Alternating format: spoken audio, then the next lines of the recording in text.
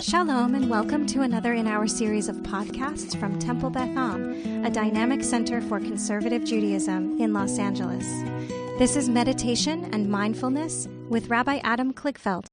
One of the languages that's used in this week's Parsha Yitro, where God describes God's special relationship with the Jewish people, God says, "Vahayitem li am segula." They're going to be to me an am, a people, segula. Segula is often translated as a treasured nation. It's actually, one of the sources from which we get this idea that, we're a chosen treasured nation, because sagul can mean treasured. It can also mean purple, by the way. So, Stacey, you're wearing the right color shirt for this. But Rabbi David of Liluv says that the word sagul can also mean round, spherical, related to the word galgal, which means a wheel, or agul, which is something round. So what's the significance? Why would God call the people round? He says to be an am segula. What does it mean to be round? To be round is that you can't fall. You can't topple, right? If you're round, whatever part of you is on the ground is stable. You might roll, but you will never fall over. Like a ball can't fall over, but something that is angled can be pushed and it'll topple. So he reads from his Hasidic perspective that God anticipated that the Jewish people were going to be rounded, that independent or somehow somewhat impervious to all of the external forces around them. The Jewish people, according to this prediction, would never topple over. They would always be standing, because something which is round is always standing. So I was really taken by that, not in terms of a read of Jewish history. There have been plenty of times when the Jewish people have fallen, but as a read of a personal stance. What does it mean to think of ourselves as rounded in that way? And no matter what is buffeting us from the sides, that we're stable and nothing can push us over. So that's the source of the meditation. Okay, and I think that'd be a lovely way to enter into Shabbat. So, close your eyes. Take some cleansing breaths, those breaths that you can give it some sound, don't hold back. Whether you're in a room by yourself, as I am, or you're in a room with others, you can claim this moment and what your body needs to do and what your breathing needs to do for yourself, without being worried, at least for the moment, about what it sounds like, about what your posture looks like. This moment you claim for you. And breathing with a little bit of help from our vocal cords is just a different experience. It vibrates. It can feel more cleansing, more complete.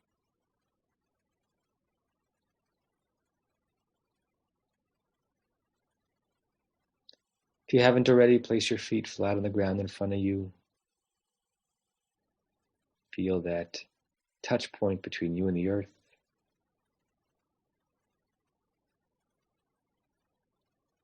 Focus on that very spot for a moment.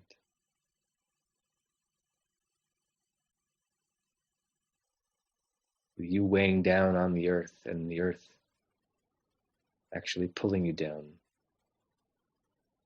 You can feel the bottom of your feet getting heavier, as if all of a sudden they're made not of flesh, but of something leaden, being pulled into the earth from which we have come. We are of the earth, and we are being pulled by the earth. It's interesting to think of gravity as a reunion of Adam, a human, and Adama, the earth.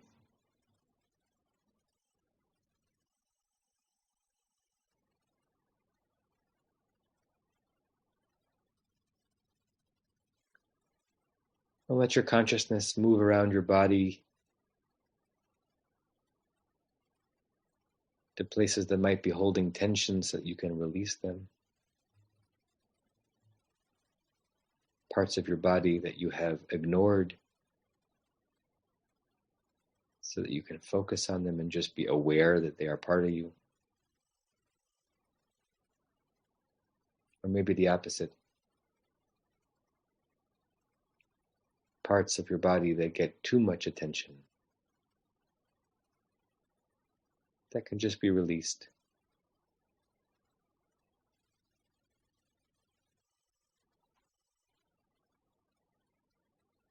And try to tune out nearly every other sound or stimulus around you.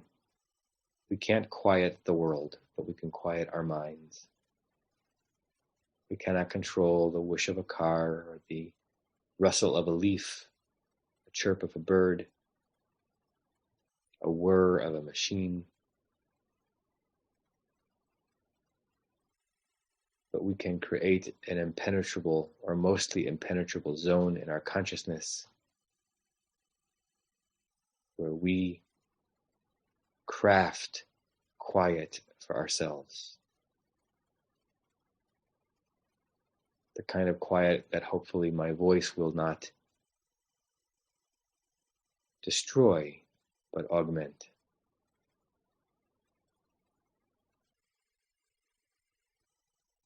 We try to maneuver our bodies and our souls into poised rest. This is not a time for a nap or a slumber, but to be perhaps more awake than you have been the entire day, but in a restful way,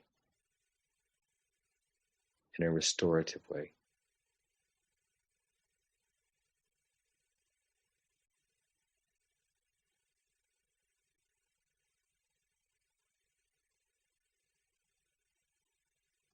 I want you to allow your mind to move to forces that have acted upon you this week in the negative.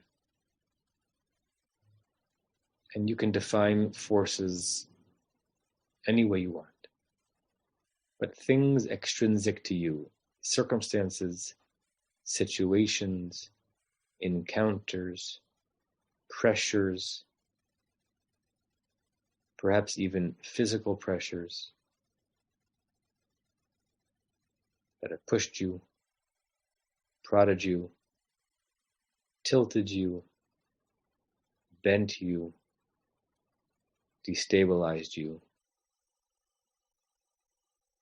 threatened to bring you down.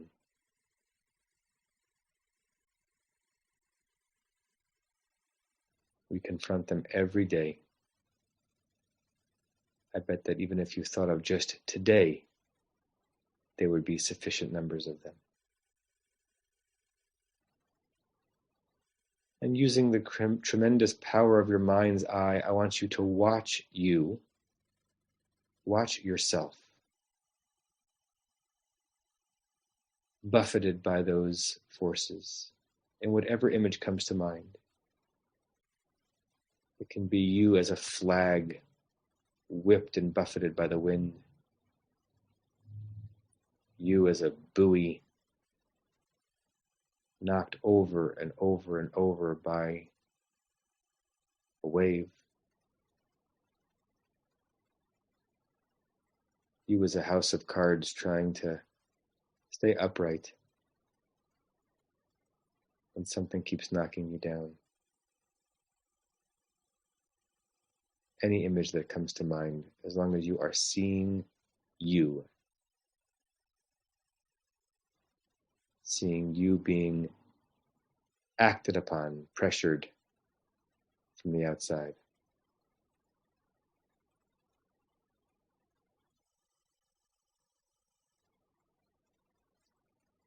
And now see what happens and what it feels like as you watch you transform from whatever way you were seeing yourself into a sphere,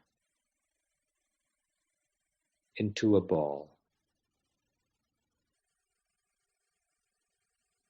Don't overanalyze the image. It's not a rational image. It's a conceptual image. you as sagul or segula, where no matter which part of you is touching the ground, you are stable. Where the worst that will happen is if someone or something puts pressure on you, is that you'll roll gently to the next spot. You cannot be put off balance. You cannot fall. Gravity does not make you vulnerable. It just might make you move. And no matter how many revolutions you make until you stop, you will still be upright. For you, like the Jewish people, are segula.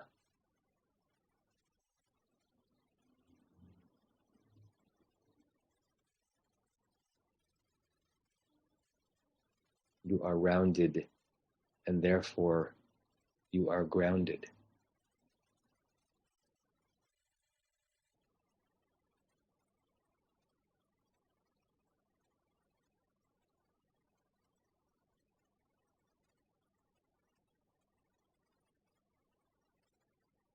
There's a confidence and a security and a wellness that comes from imagining yourself in this way.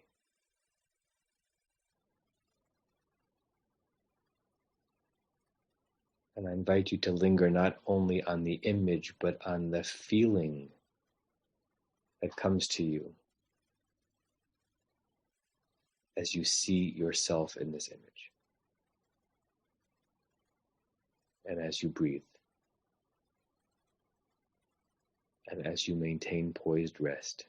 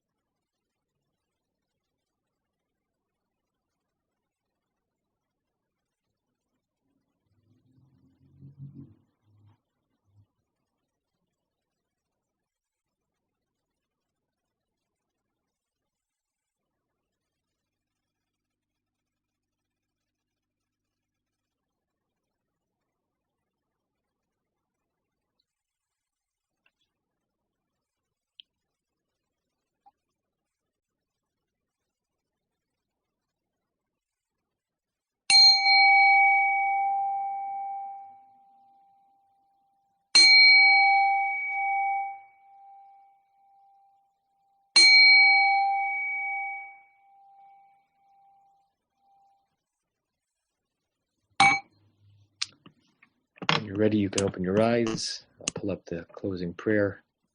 We'll say it together 3 times.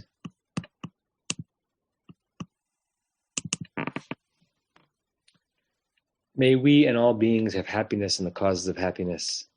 May we all be free of suffering and the causes of suffering. May we all experience true happiness that has no taint of suffering.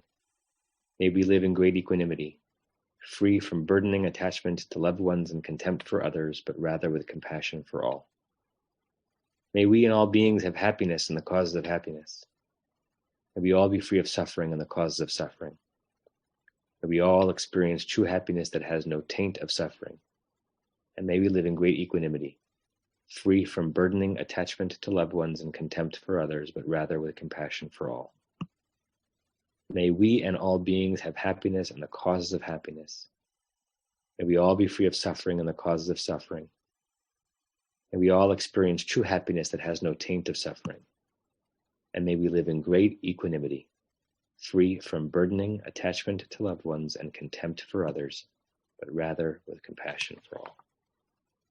Let's say shalom and namaste and Shabbat shalom. I'll see you all soon. Shabbat shalom. You have been listening to another in our series of podcasts from Temple Beth Am, a dynamic center for conservative Judaism in Los Angeles. If you enjoy these podcasts, we invite you to write a review on the Apple Podcast site or wherever you get your podcasts. For more information about Temple Beth Am Los Angeles, go to tbala.org.